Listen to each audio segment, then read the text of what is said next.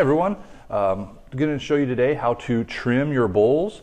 When you throw a bowl for the first time, if it survives, you're going to have a nice looking bowl like this, and it looks perfectly fine from the top, but we're going to want to take care of the bottom.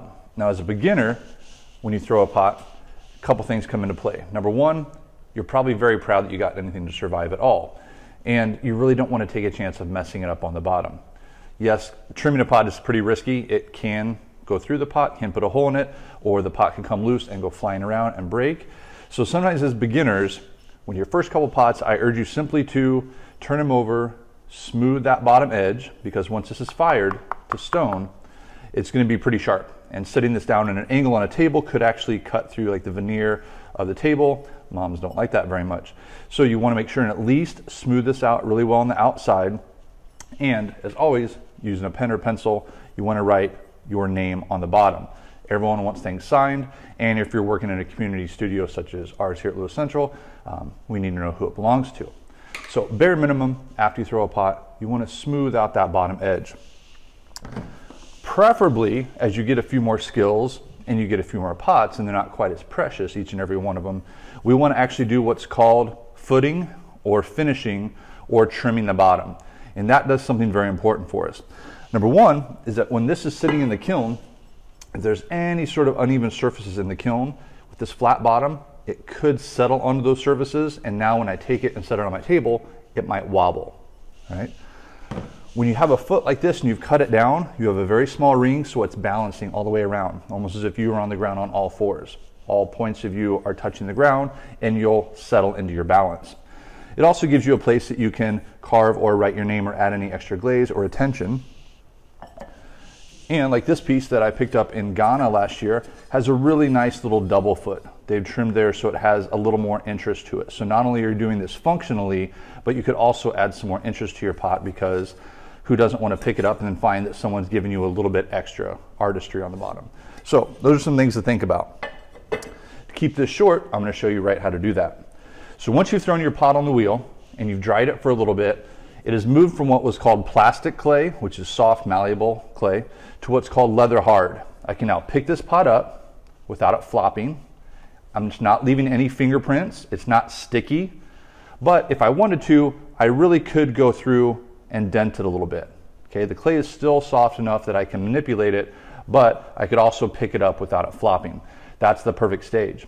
If it's starting to turn white and chalky at all, that's moving towards bone dry, and we do not want that because you can't really do hardly anything with a bone dry pot.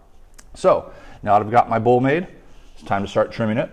So the tools I'll need, as usual, is a bucket of water, need a sponge, and you need some trimming tools. These are called loop tools, and these are particularly called ribbon tools. They've been hammered out flat so that they're super skinny on one side and nice and flat on the other. If you ever find any that are just round like a tube, like a little metal tube of clay, those don't cut as well because they don't have this sharp edge. These are by Kemper. I love these tools. And you'll need a small ball of clay, maybe golf ball size, maybe a little bit less. Now as an advanced potter, when you learn how to center this pot on the wheel, you'll be able to simply just press the clay right into the center and it doesn't wobble. As a beginner, that's a little bit tricky. That'll be a little more advanced, and we'll talk about that in another video. As for now, I'm going to show you the very beginner way to center a pot on the wheel.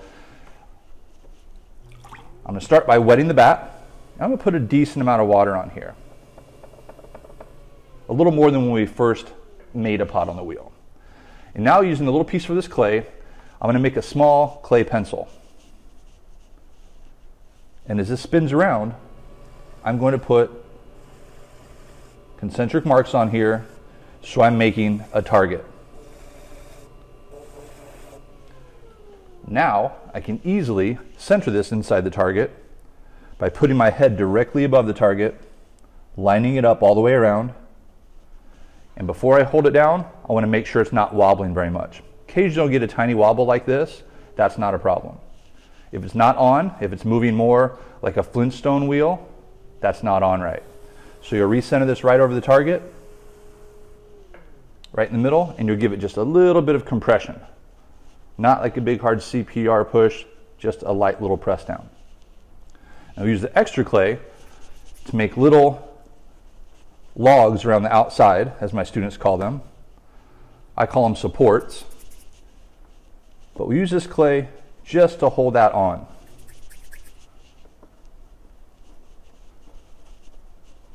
As you get more advanced, you won't need these. But for now, I highly recommend it. So what I'm going to do now is I'm going to use my smaller ribbon tool. And my job now is to take off this outside edge.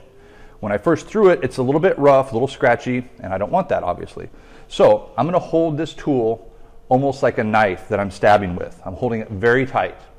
And I tend to put my finger right over the top of it. That way I'm really compressing it here, there, and there, so I have a very, very tight grip on it. If I hold it all loosey-goosey like this, the clay is going to bump my tool right out of my hand. And just like when throwing, I'm going to get down in my wrestler pose, get nice and low, my arms close to my side, and I'm going to work right over here at 3 o'clock. The reason I'm working over here at 3 o'clock is just the same reason I did when I was throwing a pot at 3 o'clock. That clay slides through my hands. Over here, it's going to catch my fingers. On trimming, that clay is going to go right through my ribbon tool. Over here, it will not. It will simply press my tool back into my hand.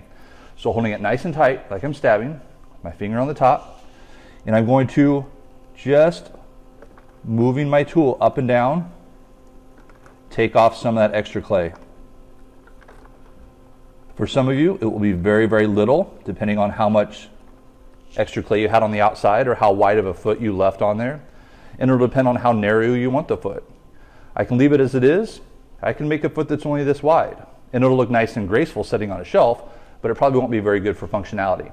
I wouldn't use a bowl with a tiny, tiny foot for mixing pancake batter. That just wouldn't work. So I'm going to trim this away, and so far, it looks all right. This could be finished. However, I wouldn't leave it as that, and here's why.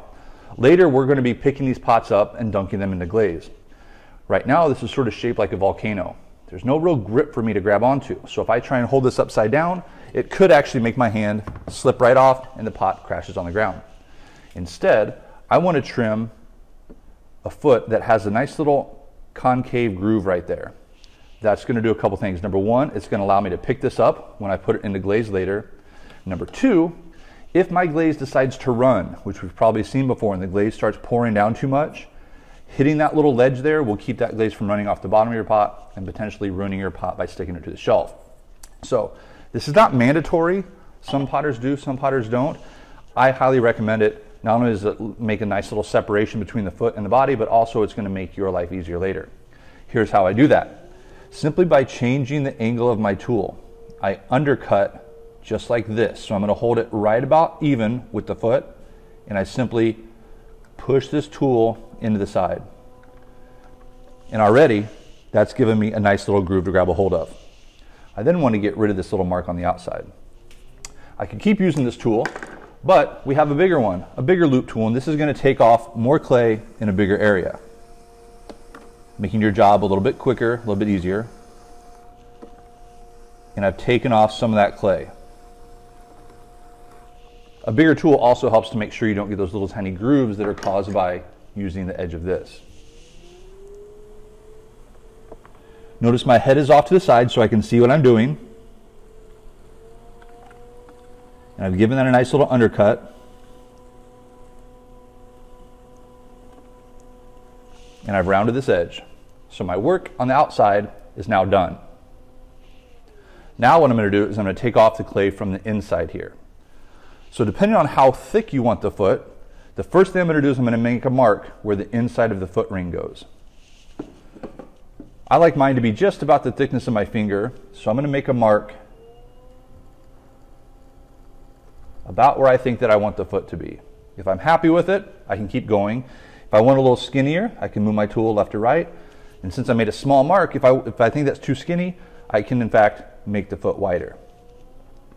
So I'm going to dig down into here.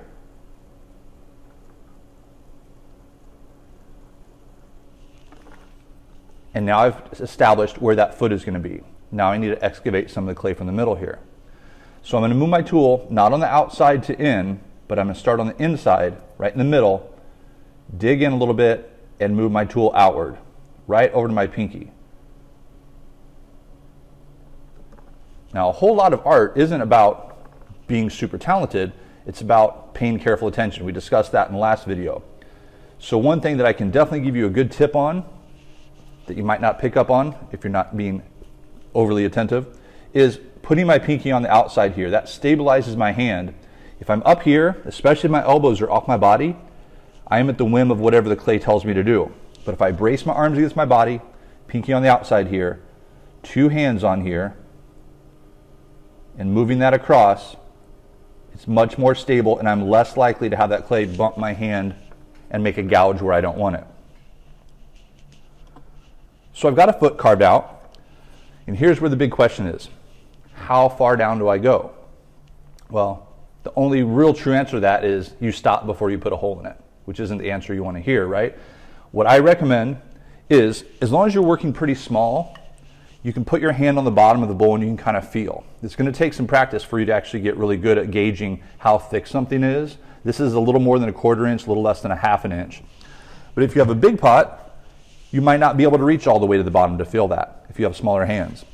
So, since this is a video for beginning wheel throwers, what I recommend is you take off just a little, enough that this part, the bottom of the bowl, is not taller or higher than the foot, so we know it's in set and the foot will set on the table without this making it wobble, and that's it.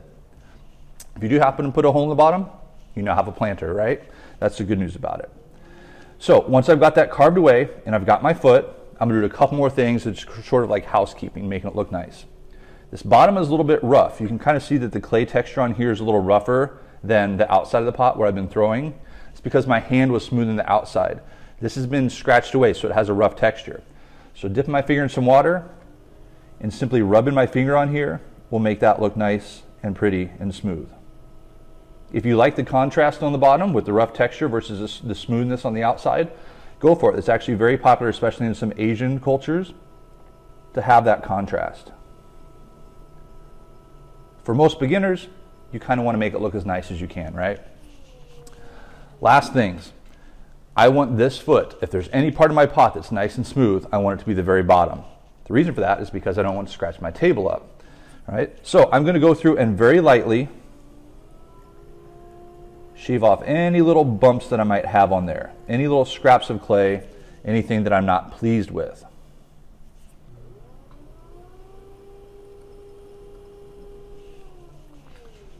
And what I'm going to do now is I'm going to do what's called burnishing the foot. Burnishing means when you take the clay and you polish it by smoothing it with something very hard but also very smooth to make the clay extremely smooth and durable also. What I'm going to use is my fingernail. So as it turns over and spins around, I'm going to very lightly rub my nail on that foot, and that's going to make this very, very smooth and slick. I'm not pressing hard at all. Use my fingertips, making sure those edges are rounded. And I've now footed this project really nicely, and it should sit on the table nice and even. One last thing I'm going to do is with my pencil, as it spins around, I like to make a slight little dent between the foot and the pot itself. That little ring there, by simply pressing the pencil into it, is going to help if that glaze starts to run, it will catch in that groove and not run off the pot and not ruin it. Now that I've got it carved, I'm going to take these little supports off. At this point, my pot's stuck on there. Now I have to get it off. The reason it's stuck is because I had moisture down on there and now it has suction cupped itself onto there. So I could pull it up by the foot, but I don't want to because it's going to ruin the foot. I could pull it up by the lip or the rim, but I don't want to do that either because I could mess up the perfect rim that we've made on there, right? What you can do is simply take off your bat, twist it to break that suction, and now your pot will come right off of there very easily. If those little supports had left any extra clay, you want to clean those up.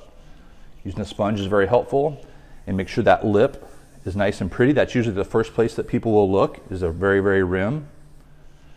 And now that I've made it and I've trimmed it, it's now ready to fire. And as I mentioned at the beginning of the video, using a pen or pencil, I want to sign my work. When it dries a tad bit more, I'll brush off those little pieces of clay that are sticking up, those little jagged edges, and your pot is now ready to fire. Hope you guys have fun.